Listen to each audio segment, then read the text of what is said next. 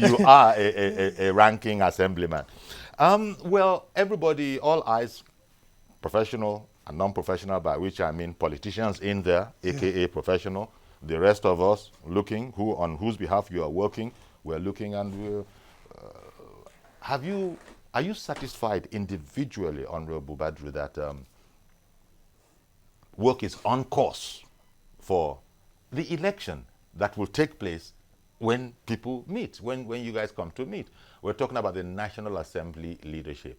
It didn't go very well, what, 4 years ago? Yep. It didn't go the way that the party wanted. What's different this time? Is anything different this time? There are a lot of things that are different this time. In 2015, the party spoke. The party didn't follow up with it. Excuse me. We too made some technical errors at that time, in that we relied so much on the numbers, putting into consideration that APC had the majority, overwhelming majority. Now, when two people came out, it's only a matter of arithmetic when there's a block vote on the other side, and we did not tap into that. And the other side decided to go en masse. So they just needed a very, very few votes from the APC caucus to win, and that was what happened. And there was such anguish at the results of the election 4 years ago, especially with the emergence of people that were not favored by the party, that hadn't been tipped by the party. So the whole matter of party discipline fell apart, that concept. But now, it's not as if it's a tea party even now, because even within the ruling party, for instance, of course there are contestants, but the party has made known who its preferences would be for those national officers.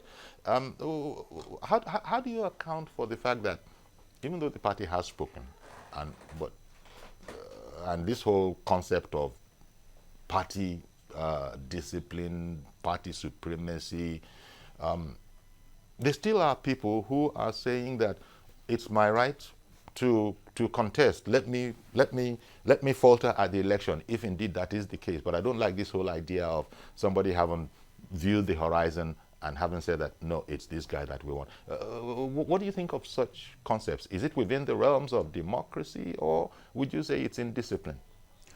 Well, in other climes, the party always has a say in whatever happens, because don't forget, the party, every one of us is being sponsored by the party. There is no independent candidacy in the statute books. So therefore, you cannot, under any circumstance, come out and say you are independent of the party. Yes. And even if you go to court, up to the Supreme Court, the Supreme Court will tell you that you were sponsored by the party. So if you leave that party that sponsored you, you have to leave the assembly.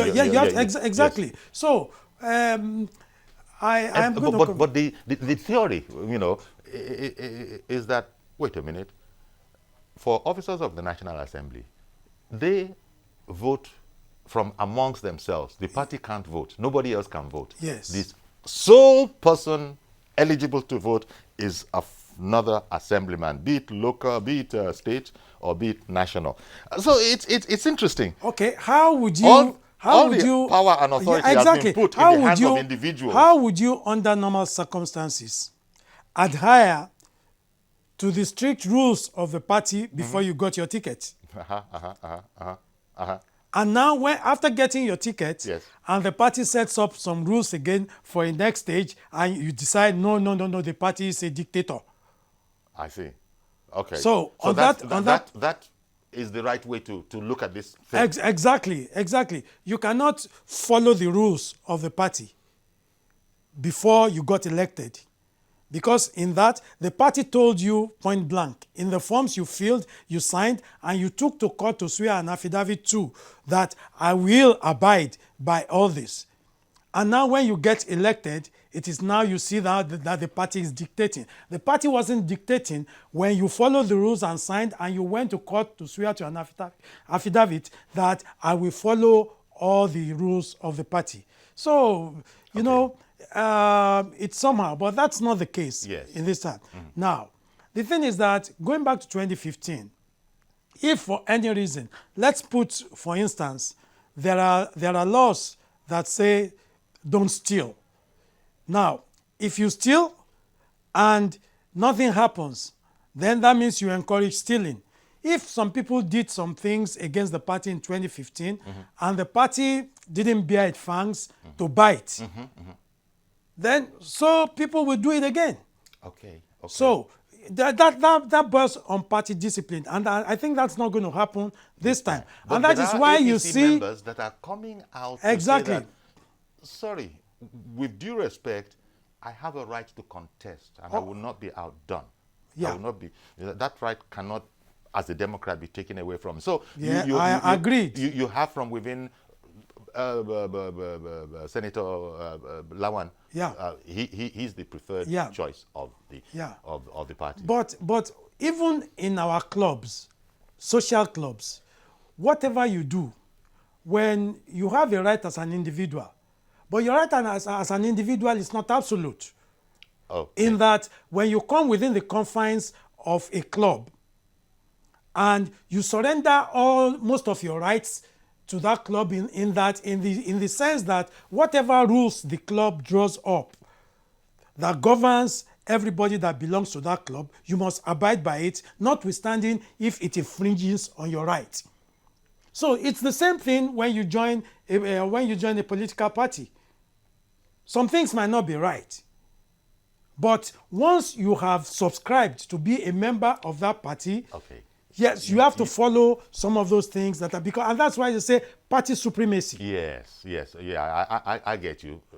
As you just said, even if you quote unquote think it's not right, the point is you're a member of this particular club, this party, and you were aware of those conditions before becoming a member. And you did not could not even raise any objection there. Now again, you want to use the majority of that party to now win this election because you cannot stand in isolation. It is the APC members that now belong to that party that you are going against, that you want to use their members to become whatever you want to become. And you don't want to adhere to the rules of that party. So it doesn't add up. And I'm sure, as you people say in political parties, how would you something about it's not in line? This is like almost like anti-party activities, almost. Well, it's not almost. It's anti-party because once the party gives a directive, the party cannot come inside the chamber to vote. And once the party gives a directive, and you don't follow it, you go against it, then there are matters. Good morning, Mr. George. Eid Mubarak to you. Good morning, Uncle Yori, and good morning to your guests. Happy Salah to all. Okay, thank you very much. Uncle Yori, thank you for bringing this gentleman. I hope he will be able to take my message back to his party. You see, what is happening at the National Assembly is a seed that was sown by Saraki and his group, and it is beginning to take root. If it is not stamped out now, this is the time to stamp it out by the party. There is a lot of indiscipline in the APC. Uncle Yori, as we speak now, Senator Dume is still busy campaigning that he wants to be the president of the Senate against the wish of his party. I had expected that by now he would have been expelled from that party, instead of allowing him to go and play a spoiler game at the National Assembly like Saraki did in 2015. Discipline is not in the APC, I dare say. I'm happy at what they have done at Zamfara. The PDP, for example, has a way of ensuring that their party members are disciplined. Are they not Nigerians? Are they not a political party as well in Nigeria? But in the APC, you see Think God governors, Think God legislators. Is it because the president is a liberal man, even though he is the leader of the party, he doesn't assert himself in party politics? I want this gentleman in front of you to please take my message back to the party. It's not always you see big people from that party coming on stage. Okay. That they should please enforce discipline in that party at whatever cost. Okay. If they have, if they were supposed to have 100 members and they have only 10 members that are disciplined, they will attract more disciplined people to become 100 later. That is the only way they can forge forward. The way things are going in that party, if they are not careful and they go about like this till 2023, they may not be able to retain power. Mr. George, it's interesting you said you're happy with what's going on in Zamfara, but those ones are busy expelling themselves. This faction expelled the one person. The other faction said, UK, he's busy expelling the other faction. Yeah, it depends on the faction that the National Working Committee supports. What I'm saying, the essence of what I'm saying is that at least there are moves to institute discipline in the party. All right. Somebody who has openly gone against the policy of the party, there should be sanctions. Yeah.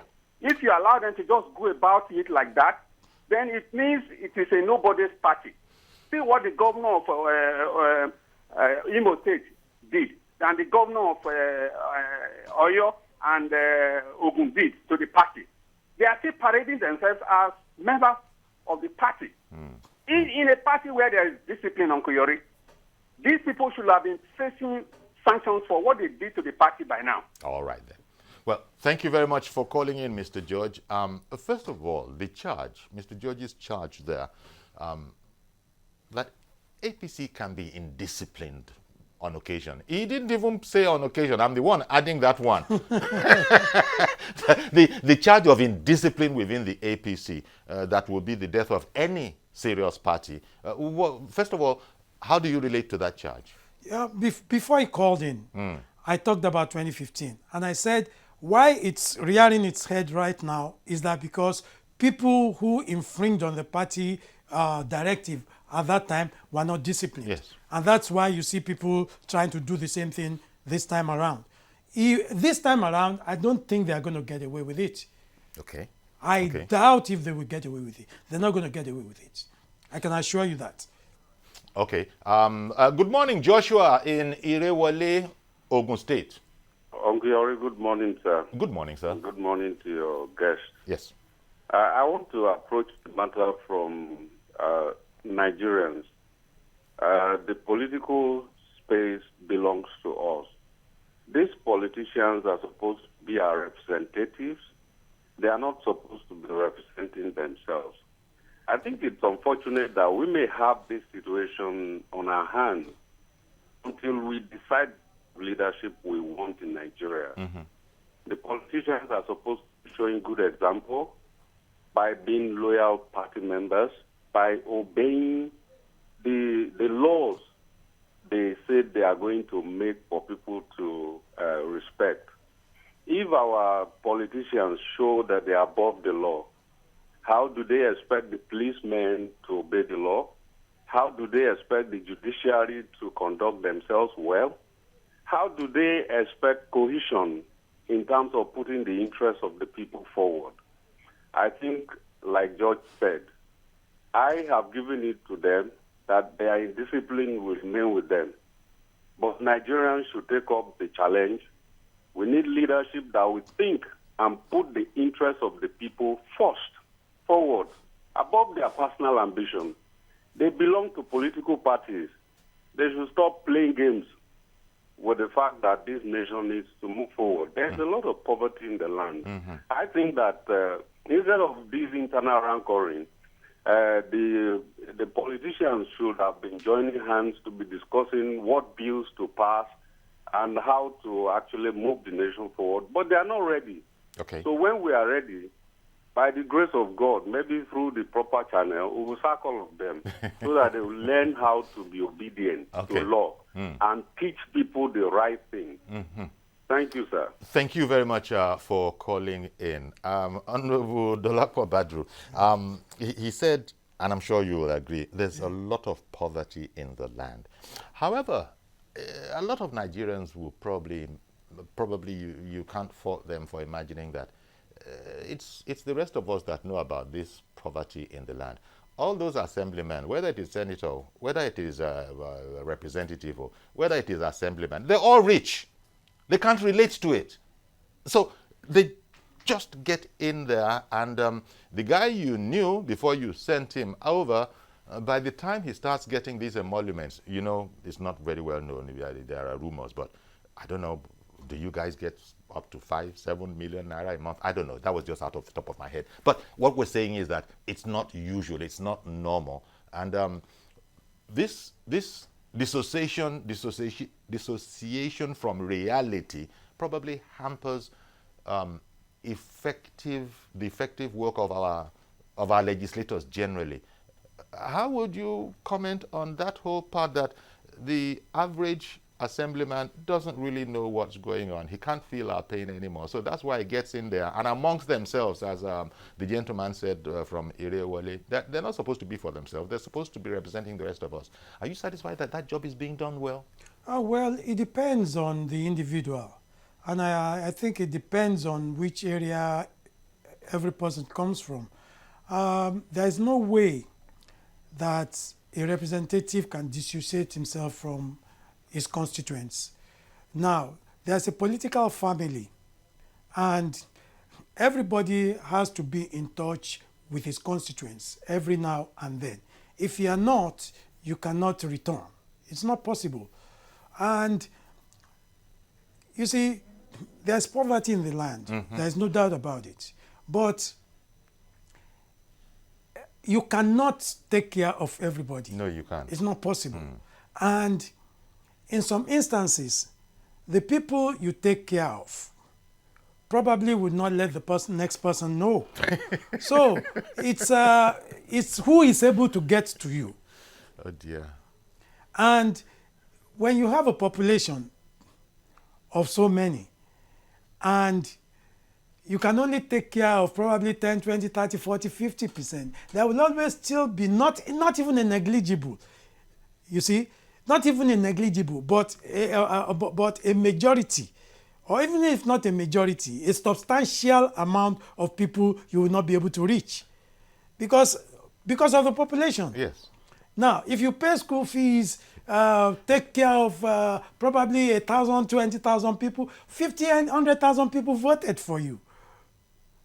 If probably the poverty level is probably 30, 40, 50%, then that means you are talking about taking care of 30,000 people.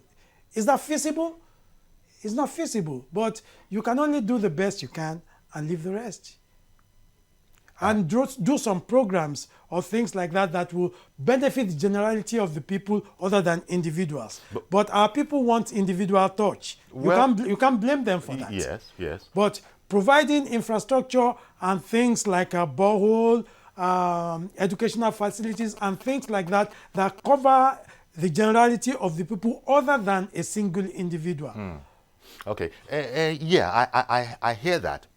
But there's this, I think it was mentioned by our caller from Irewole that, look, they should be concerning themselves with good laws for good governance, identifying with, everybody is enlightened, everybody is literate, everybody has read the Constitution, knows the rules of the House and all of that. But you see, it is thought that they're not concerning themselves, for instance, with what is the main theme of the day, anti-corruption, for example. Yeah. Coming up and allowing laws that would confront anti-corruption to come to the fore, that doesn't happen. And you would think that in this case, in the case of this particular subject we're talking about, from the executive to the legislator to the judiciary, all would be on one side. Corruption is going to kill us if we don't kill it. But it's not as easy as that. You're smiling, sir. I'm looking forward to your answer. But in the meantime, I've got to bring in Mazi Okoro for calling in from... I lost Mazi Okoro from Arochukwu. Okay, nevertheless, my friend Reverend Dominic is on the line. Good morning, Dominic. Good morning, Chief Yori. Thank you for calling in. Yori, let me repeat myself. We have discussed this thing before. And let's also repeat it, because reputation is is a character of a good teacher.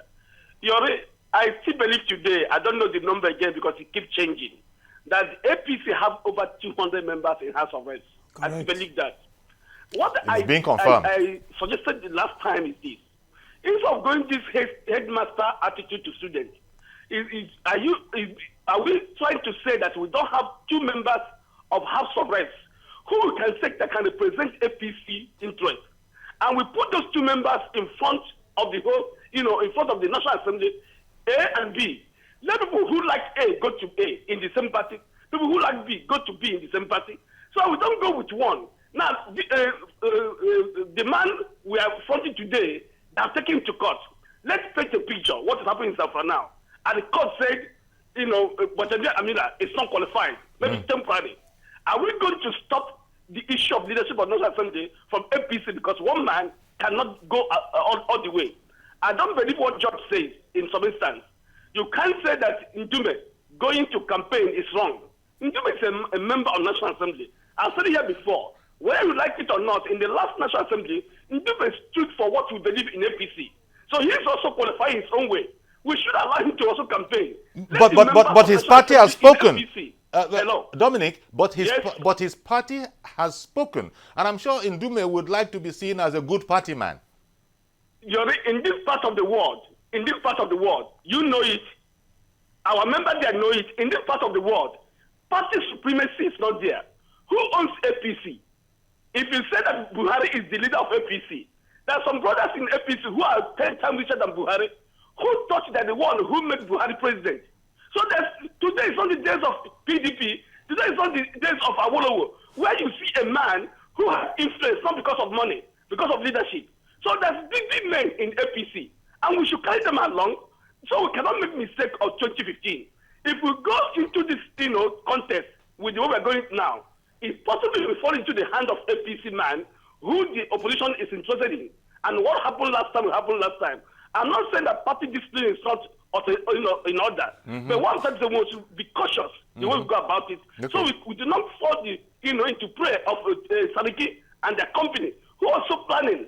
Listen to me, criminals always go ahead of the security agents. I don't know why, in the intelligence. So one time I don't say they are criminals at Sariki, but they have also their intelligence network working against us because we are putting foot. They have known already. I'm not against Bajami. He's a very intelligent man. But what I'm trying to say, there are 2-3 more people in APC who can pilot the National Assembly, more like Bajami and another person. We must give them a chance. This is not a primary school thing. This is a political party in the third world. Thank you, sir. Thank you very much for calling in. Bajabia Miller is the preferred choice for the House of Reps, and Senator Lawan. Let me brief you where we are. Yes, that would be nice. Now, you see, the campaign, the Bajabia Miller Wase campaign, is the best that has ever happened to the House of Reps, because between them, they have about 30 years of legislative experience. If Baja were not running, Wase would have been the best candidate inside there. There are so many people that are very eminently qualified. There's no doubt about it. But we are talking about the best. Now, he is saying, the last caller said about the 2 best people to be brought forward. These are the 2 best people in the National Assembly, in the 9th Assembly coming in now. We know ourselves. But the interesting arrangement he said is that, look, remove rancor, put these 2 best people. These are the 2 best people. Well, I'm saying that, as he's put it, line up behind them. Then we see clearly what the party's mind is. Exactly. And that is why you see that at present, we have the numbers. There's no doubt about it. We have the numbers. But whatever is happening now has never happened before. You have never seen, those were the mistakes that were made before, in that now you see even Governor Wike standing out to say, okay, this is not a party issue. It's about quality of the individuals that are running. I throw my weight behind you. Now, that has never happened. Okay. You see Governor of Ebonyi State, Governor Umeayi, saying, I and the representatives from Ebonyi State, I am assuring you they are voting for you because this is not a party thing. We want quality representatives from everywhere. And we want quality representation too. And we want the best for Ebonyi. So therefore, we want you to become the speaker so that we talk about Nigeria and not about individuals or party. Same thing, Enugu State. I was on the campaign trail. Same thing in Imo.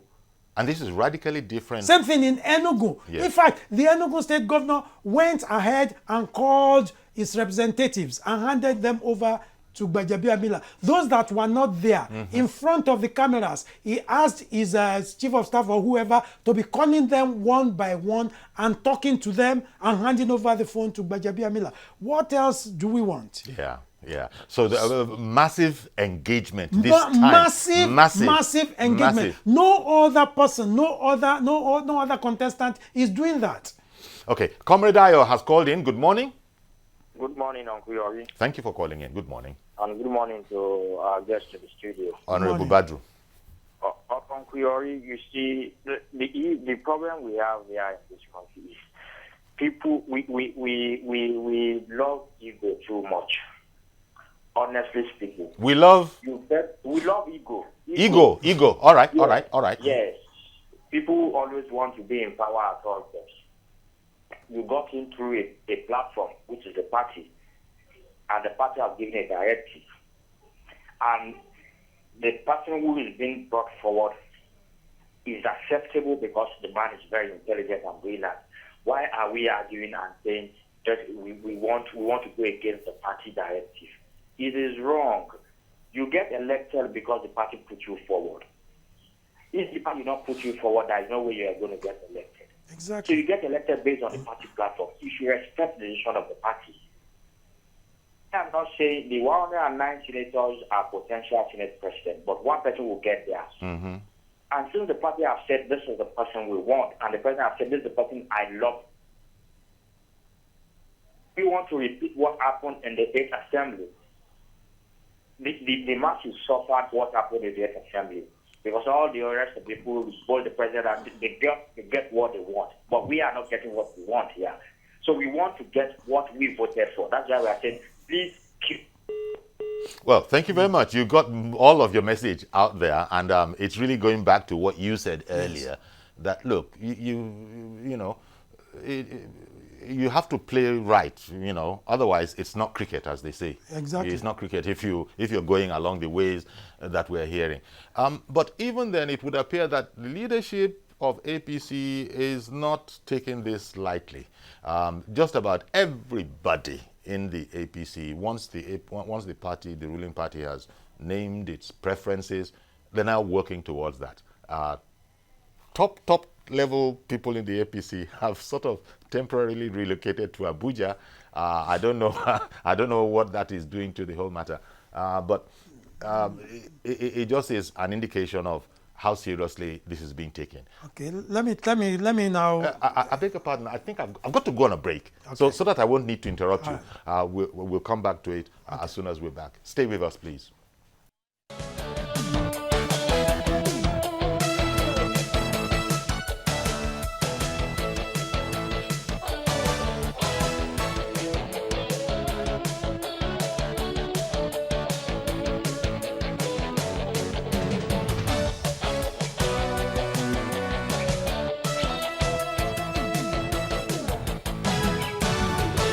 Okay, welcome back, Honorable Dolapo Badru of the Federal, he's a member of the House of Representatives. I was going to say Federal House of Representatives. There's no one. There's no other one. It is only one. Representing Lagos Island Federal Constituency 1. Is it 1? Because there's 2. Yeah. Okay, you were going to, comment before, but I had to go to break. Well, when we went to the northern states on a campaign trail, Governor El Rufai, probably you might have read it in the papers, said it is a task that he would personally handle. That he's talking to the people who are now trying to contest against the Gbajabiamila Wase camp. Now, and he's assuring that he feels that by the 11th, that there won't be no contest. And he's working on it. We pray so. But if there is a contest, that was we have the numbers. In relation to Governor El-Rufai, you're talking about when you went to meet him. Yes, that was some few days ago. Because he also came to Lagos. No, that was weeks ago. That was weeks ago. And on some of those things, he was misquoted. I see. Right. On some of those, which he explained. About how to get rid of which he explained. And again, you know, he talked about people who are trying to use religion, ethnicity, because it has come out in this campaign. And I credit him for one statement in that if in anything, if you bring ethnicity or religion in it as a candidate, that means you are not evidently qualified for that thing. That is why you are flying the ethnicity or the religious flag, which is true. So I'm from Northwest, I'm from Northeast, I'm from North Central, I'm from Southwest. If you have merit, it shouldn't be a problem. It shouldn't be a problem. It won't be an issue. It won't be an issue. I'm a Christian, it's a Christian ticket, is a Muslim ticket. If you have the qualification and everything, that shouldn't be an issue. So that is dead on arrival. So we hope by... So you're looking quite good in the north from your assessment. Yeah, no, from the numbers, we can have the numbers. But like Governor El-Rufai said, the more the merrier. So if it's only unopposed, well, we give thanks to God. But if there's contest, we are ready. On your side. We have the numbers. Okay, Mazi Okorafor, thank you for getting back in again. Good morning. Good morning, sir. Good morning, our guest. Good morning, honorable as a red member. Good morning, sir. Yes. Good morning. Honestly speaking, sir, there are two cardinal points or two factors we have to take into consideration. One, power. Two, money. If you look at these two factors create the problem to where you have a political party, internal democracy is always a problem. You see people fighting for position, either do or die at all costs. Now you ask yourself, why must we have all these tussling in this ninth assembly, especially the speakership? Now nobody's even talking about deputy. Nobody wants to be assistant. Everybody wants to be Oga. You see, we don't need this tussling for the position, because if you check our record in this country, like what Reverend Dominic rightly said, even some past scholars, this thing that is going on now, nobody knows what is going to happen. Is it Friday or Thursday that the 11th, according to the president reports of yesterday. Now, if these tussles continue going on now, it will be sort of another abracadabra come Friday, which we are not praying for such. So I will advise all these aspirants, sit down, decide who should be there. At the end of the day, you now go and meet, this is at least give me chairmanship of a juicy committee to head. At least this brings down a question. The problem is that why they are doing all this is that in Nigeria as a country, winner takes all. I think we have a system whereby